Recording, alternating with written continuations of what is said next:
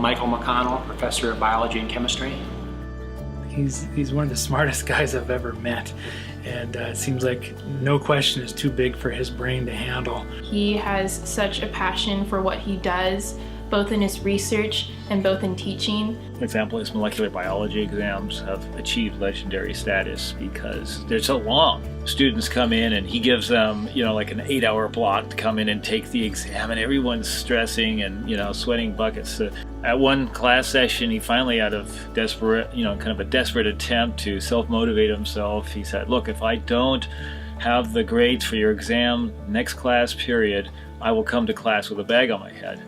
Well, the fateful day arrived, and he didn't have the grades, and so he walked into class with one of those brown paper shopping bags over his head, and the legend has it he taught the whole class with the bag over his head. I hear a lot of stories from students about his antics in the classroom. When I used to teach the cell biology and biochemistry course, I would but I would go up to the chemistry floor with balloons and fill them with mixtures of hydrogen and oxygen gas, and then bring them to the classroom.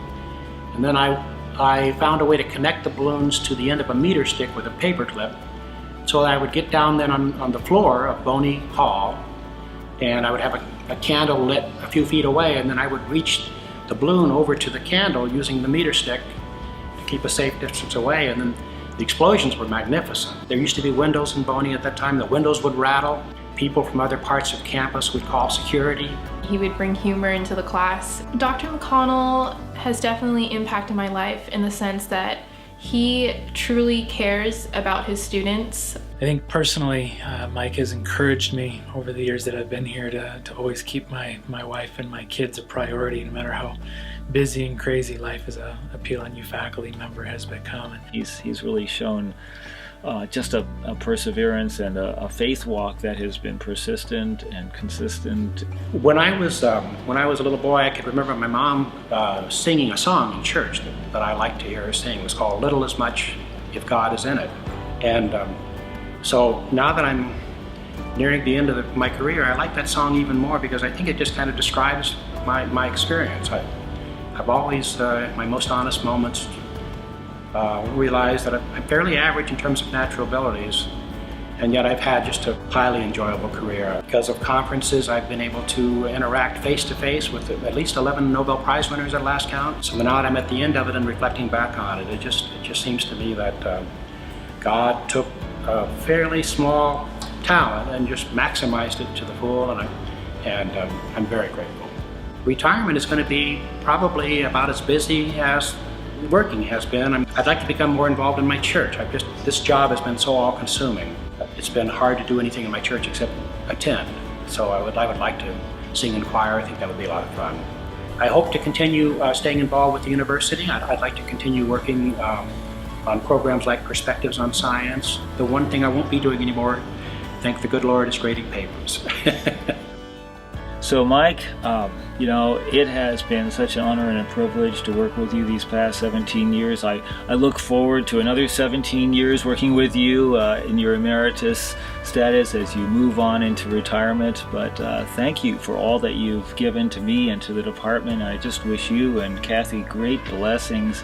Mike, I wish you many, many wonderful hours fly fishing the rivers and streams of the Sierras and Montana. I wish I could be there with you. Dr. McConnell, you are an amazing professor, and you have left behind a legacy that will be extremely hard to follow. I believe that I can speak on the behalf of my peers that we all love you very much, and we're going to miss you. So I would say to students, find worthy goals to strive for. Don't give up on them easily. Even if you don't achieve them all, you are going to benefit by what it does to your character. Darrell Falk is my name, and I've been a professor of biology here at Point Loma Nazarene University since 1988. I met Dr. Falk when I first came to interview at Point Loma. Probably one of the main reasons why I said yes to come to Point Loma, because he really did help me feel like this is a place I could call home. My first impression and all my impressions are that he is an incredibly gracious, spirit-filled man. We met in a science and theology discussion group in which we were trying to wrestle with the big intellectual questions. And Daryl's very calm. He wouldn't jump in and overpower. But he always brought wisdom, always would see the big picture and not get caught up in the little things. I didn't ever expect to teach in a Christian college setting. I expected to spend my entire career in a research university setting, and I had what I felt was a very distinct calling, actually. But the calling was one where I guess I kind of thought there was a sacrifice involved in moving into Christian higher education, a big reduction in salary and a whole change in my lifestyle I expected.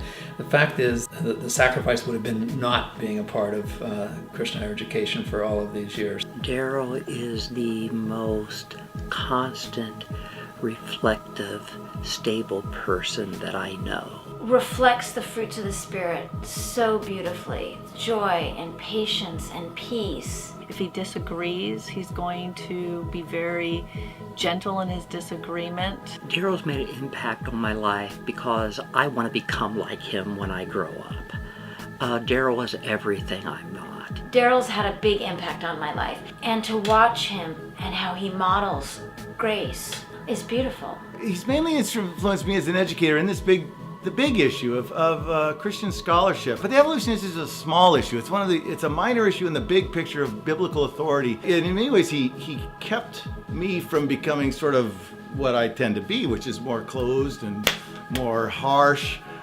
He would soften it, and he brought great wisdom to me over these years. Dr. Falk has had a huge impact on me as an educator. I hadn't really taught very much when I came to Point Loma, so he mentored me quite a bit through that process of learning how to teach. He is such a gentle soul and just really cares about students and their faith and the impact of science on their faith. He gave me this awesome opportunity to actually work as a student intern. He called forth my giftings in writing and my love of science and philosophy and my faith. My interaction with students has been the high point of my time here. Over and over again, my joy-filled task was to build them up and to help them at those moments of discouragement, to see that it's not all about getting an A on an exam, that there are many things that are much more important in life than that. Be able to help them see that, yes, there are these times which are difficult, but nonetheless, we are in God's hands, and we are loved by God, and God has important things for us to do. It'll be a very full set of years that we've got ahead of us, and we're both really, really excited about it. My wife Joyce and I love to hike, and we also love to travel. We'll go to China. I will continue working in the area of science and Christian faith. This is still very much something that I love to do. Daryl, I wish you God's joy and peace as you enjoy your retirement and as you explore new boundaries, as you enjoy travel and enjoy your grandchildren. May God bless you in everything.